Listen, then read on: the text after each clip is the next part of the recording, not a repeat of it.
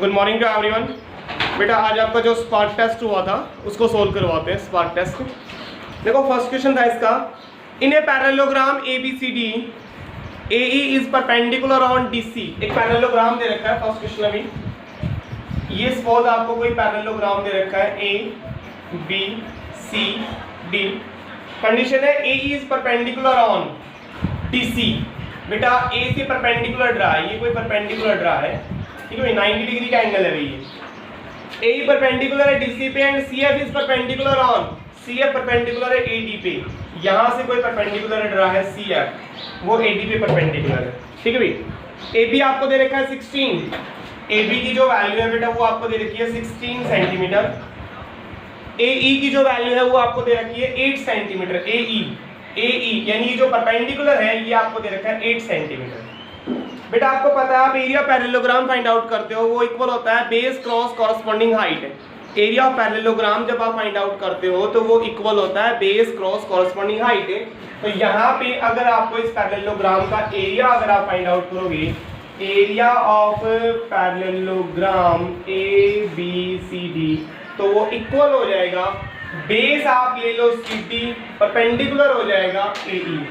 इसको आप लिख सकते हो CD cross AE, CD cross AE, CD cross AE, ठीक है। तो बेटा CD आपको पता है CD जो है वो AB के इक्वल है। हमें पता है पैरेललोग्राम की जो अपोजिट साइड्स हैं वो इक्वल होती हैं। पैरेललोग्राम की जो अपोजिट साइड्स हैं वो इक्वल होती हैं। तो CD की वैल्यू भी हमारे पास कितनी हो जाएगी बेटा, 16 सेंटीमीटर।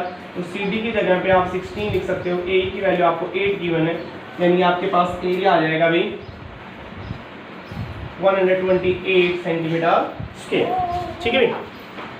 अब दोबारा से अगर आपको इसी पैरेललोग्राम का एरिया फाइंड आउट करना है तो बेस अगर आप AD लेंगे तो परपेंडिकुलर क्या हो जाएगा, CF हो जाएगा भाई। एरिया ऑफ पैरेललोग्राम होता है बेस क्रॉस कॉरस्पॉन्डिंग हाइट। तो जो आप बेस ले रहे हो ना, हाइट उसके ऊपर होनी चाहिए। बेस क्रॉस कॉरस्पॉन्डिंग हाइट का मतलब ये है, बेस अगर आपने AP लिया है तो परपेंडिकुलर AP के ऊपर होना चाहिए। बेस अगर आपने CD लिया है तो परपेंडिकुलर CD के ऊपर होना चाहिए। बेस अगर आपने AD लिया है तो परपेंडिकुलर इसके AD के ऊपर होना चाहिए। तो दोबारा से आप एरिया ऑफ पैरेललोग्राम जो है, एरिया ऑफ पैरेललोग्राम ABCD, अब की बार आप इसको लिख सकते हो, बेस आप AD ले लो, तो बेस अगर आप AD लेंगे तो परपेंडिकुलर आप क्या लोगे बेटा, CF लोगे। बेस अगर आप AD लोगे तो परपेंडिकुलर क्या हो जाएगा, CF। अब बेटा AD स्टेटमेंट क्या है यहाँ पे, AD तो आपने फाइंड आउट करना है, AD की वैल्यू तो हमारे पास है ही नहीं। क्रॉस CF जो परपेंडिकुलर है, CF परपेंडिकुलर आपको दे रखे 10 सेंटीमीटर, ये आपको गिवन था 10 centimetre. AD cross CF it is equal to the area of parallelogram, और ये आप ऑलरेडी फाइंड आउट कर चुके हैं 128। तो यहाँ से अगर आप AD फाइंड आउट करेंगे तो 10 डिवाइड में चला जाएगा 12.8 सेंटीमीटर। ये हमारे पास AD की वैल्यू आ जाएगी, ठीक है। ऑप्शन A है 12.8 सेंटीमीटर।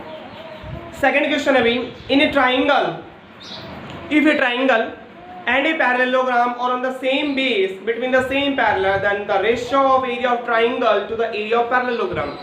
बेटा हमें पता है दो पैरेलल लाइनों के बीच में एक ही बेस पे अगर एक पैरेललोग्राम बनता है और एक ट्राइंगल बनती है तो उनमें क्या रिलेशन होती है। ट्राइंगल का जो एरिया है वो पैरेललोग्राम के एरिया का हाफ होता है।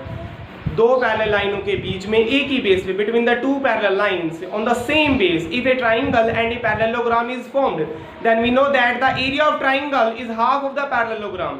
The area of triangle is half of the parallelogram, then the ratio between them. आपने ये ध्यान रखना है, रेशियो किसका किससे पूछ रहा है, रेशियो पूछ रहा है area of triangle to the area of parallelogram. तो बेटा हमें पता है इसका आंसर क्या हो जाएगा, 1:2 हो जाएगा, क्योंकि ट्राइंगल का जो एरिया है वो पैरेललोग्राम के एरिया का हाफ होता है। तो ट्राइंगल का एरिया अगर 1 होगा तो पैरेललोग्राम का 2 हो जाएगा। थर्ड क्वेश्चन है, इन ट्राइंगल XYZ, एक ट्राइंगल आपको दे रखी है, ये आपको ट्राइंगल गिवन है भी, ये पॉइंट X है, ये Y है और ये Z है, और XA ये आपको एक मीडियन दी गई है, XA आपको मीडियन दी गई है। आपसे रेशियो पूछ रहा है, एरिया का रेशियो पूछ रहा है, XYA ये ट्राइंगल भाई, first triangle to the XZA ये सेकंड ट्राइंगल। बेटा XYZ एक ट्राइंगल है, XA उसमें आपको मीडियन दे रखी है, और इन दोनों ट्राइंगल्स का एरिया जो है उसका रेशियो ये आपसे पूछ रहा है, ठीक है। बेटा हमें पता है किसी भी ट्राइंगल के अंदर जब आप मीडियन लेते हो ना, तो वो मीडियन क्या करती है, कंप्लीट ट्राइंगल को दो पार्ट्स में डिवाइड करती है जिनका एरिया इक्वल होता है। The median of A triangle divides the triangle into the two parts of equal area. The median of A triangle divides the triangle into the two parts of equal area.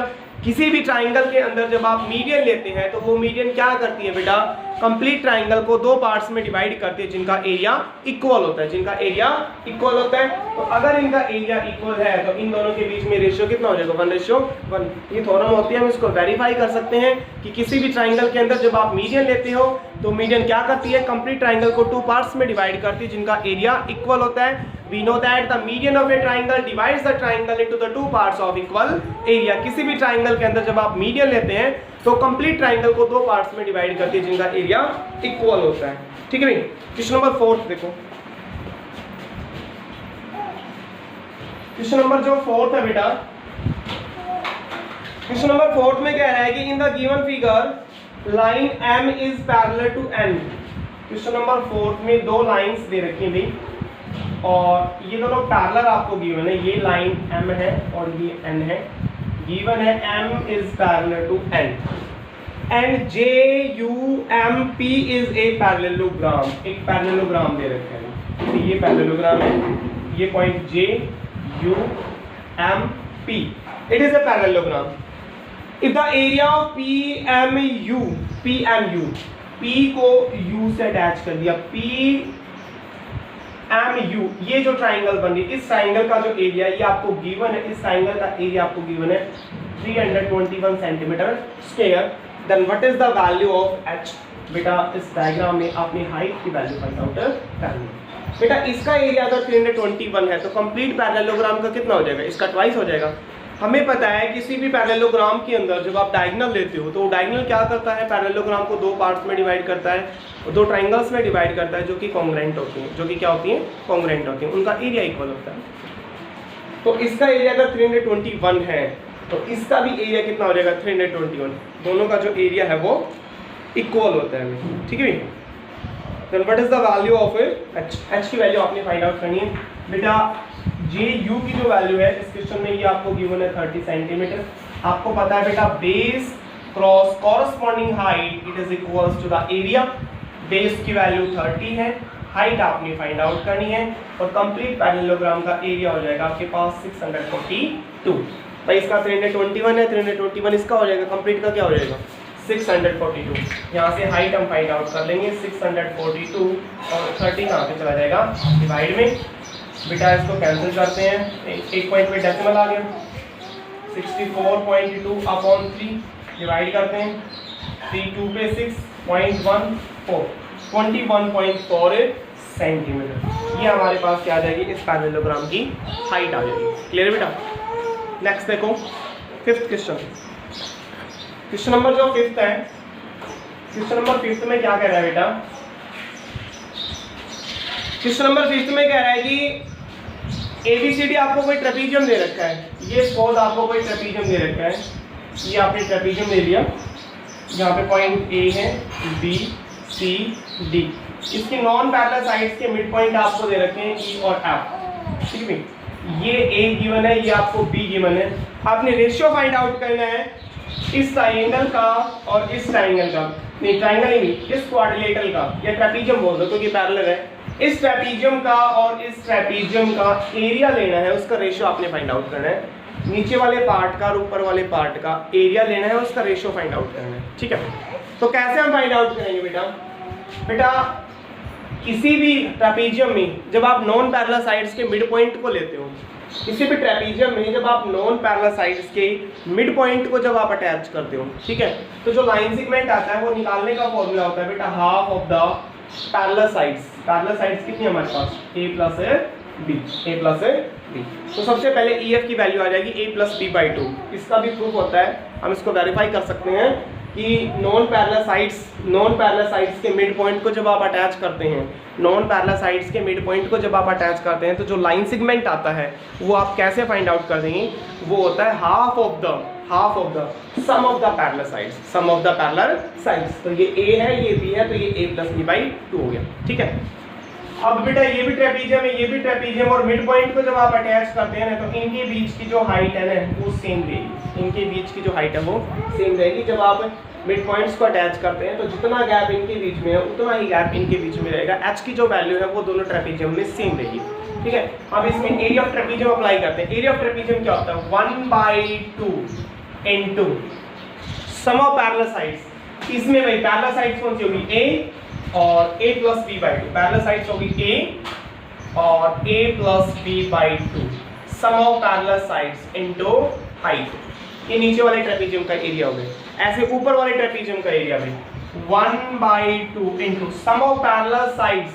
इसमें parallel sides कौन सी होगी, b और a plus B by two, sum of parallel sides into height.